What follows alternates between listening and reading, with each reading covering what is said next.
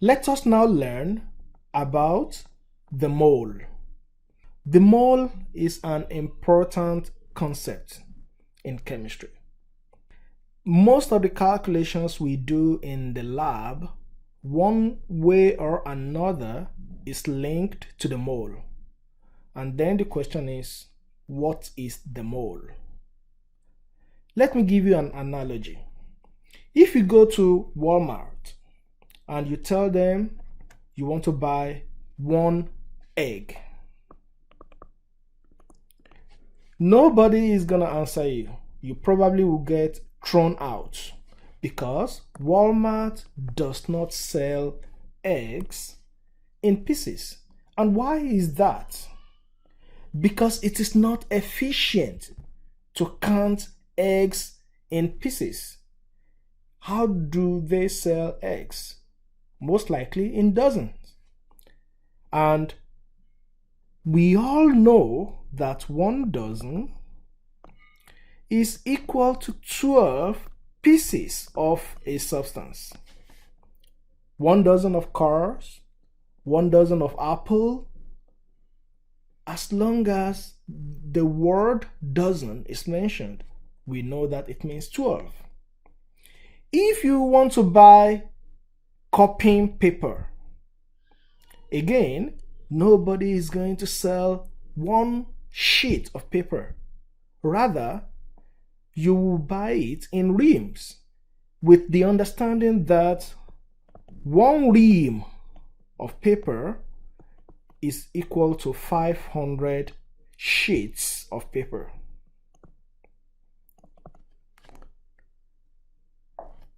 With this understanding, we know that some items are not very easy or efficient to count one by one, and they are sold or referred to in packages.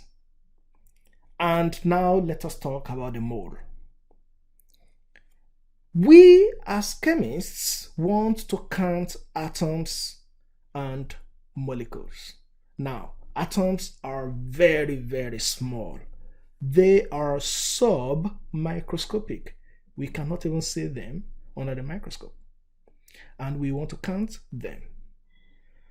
To make it easy for us to be able to count them, the mole was invented. It was discovered in the lab. And this is a very important definition you want to know. 1 mole of a particle will contain 6.022 times 10 to the power of 23 of that particle. 1 mole of a particle is equal to 6.022 times 10 to the power 23 particles. By the word particle here, I'm referring to atoms, molecules, ions, substances that are way too small to be able to count physically. Those are the substances we use the mole to define.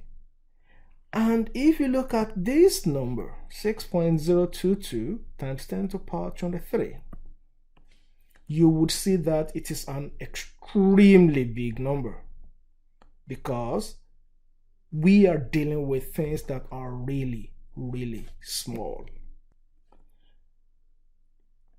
On your screen right now, you have 1 mole of each of the substances that is described.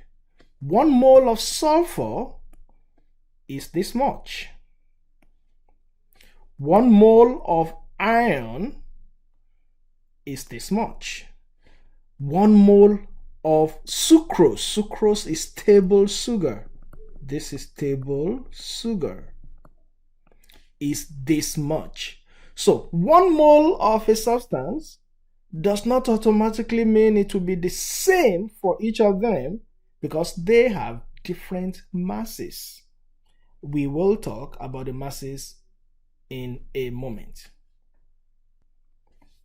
So it is extremely essential to remember this definition. 1 mole is equal to 6.022 times 10 to the power 23 particles. This number is always referred to as the Avogadro's number. It is named after Amedeo Avogadro, an Italian physicist. And because it is a relationship between mole and the number of particles, it can be used as a conversion factor. Let us take a look at some questions on that. You bought 3.5 dozen toilet paper rolls on an online marketplace. So how many paper rolls did you buy? You bought 3.5 dozen.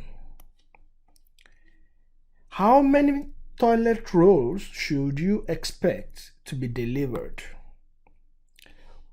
In this question, what is explicitly stated is the fact that you ordered for 3.5 dozen of toilet paper. What was not explicitly stated is the meaning of a dozen. But why was it not stated in the question? Because it is expected that we all know the meaning of a dozen. 1 dozen means 12. We all know that. And that relationship will be used as our conversion factor. So, if you bought 3.5 dozen toilet rolls, how many rolls should you expect? All we need to do is multiply by the conversion factor that 1 dozen will be equal to 12 toilet rolls.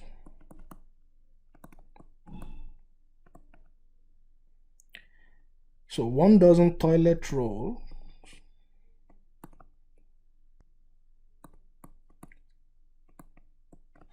is equal to 12 toilet rolls. If you cross out the dozen toilet rolls, you have 3.5 times 12, which your calculator should give you as 42 toilet rolls.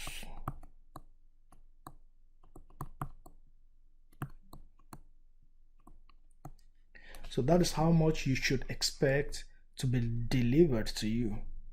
If you understand this simple calculation, then understanding how to use moles to find the number of atoms should also be very straightforward for you. Let us take a look at a question. How many atoms of gold are in a pure gold ring containing 8.83 times 10 to negative 2 moles of gold? Let us first try to dissect the question. This question is asking us to find how many atoms. And since we are trying to know the number of atoms, we expect a very big number. What do we know? This question supplied us with the moles of the gold. So We want to know how many atoms? We know the moles. The first thing you should be thinking about is there a direct relationship between the number of atoms in any substance and its moles? Yes, there is. 1 mole of gold or any substance will contain 6.022 times 10 to the power of 23 atoms of gold. So, in this question, we have a direct relationship between what we want and what we know. We will make use of that relationship as a conversion factor. Let us now answer the question. We were given 8.83 times 10 to the negative 2 moles of gold.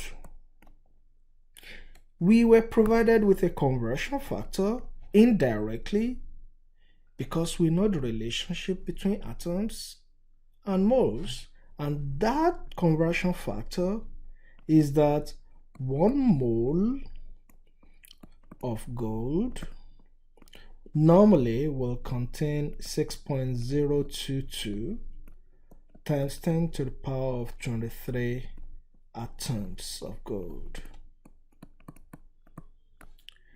Moles of gold will cancel out. If you punch these numbers into your calculator, that should give you 5.317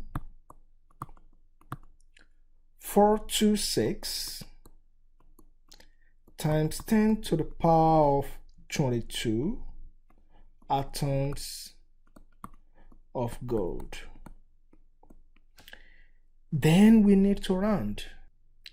The only measurement given to us in this question is 8.83 times 10 to the negative 2, which is 3 significant figures, which means the final answer should be 5.32 times 10 to the power of 22 atoms of gold.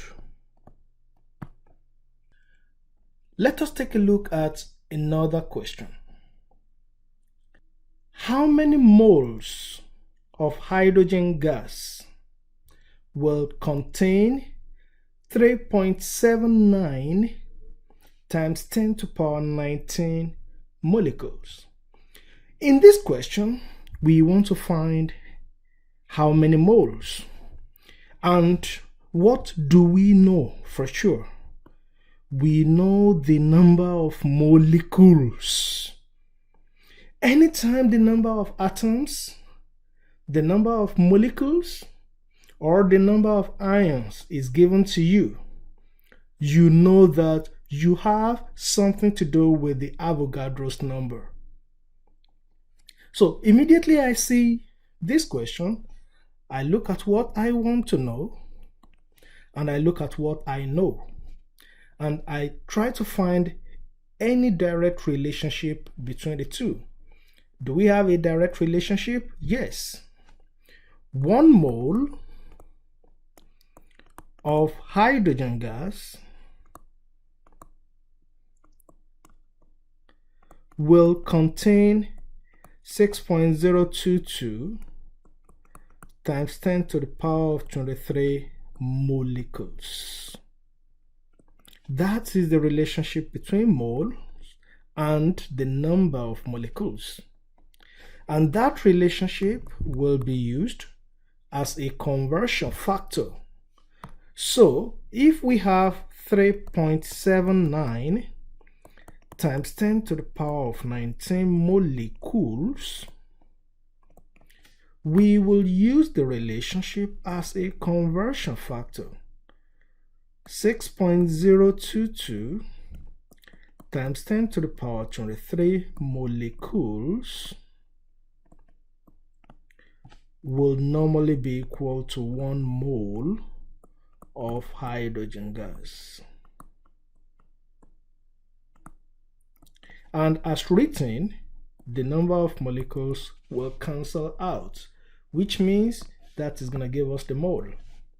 If you use your calculator to complete this calculation, you should get 6.29359 times 10 to negative 5 moles of hydrogen gas.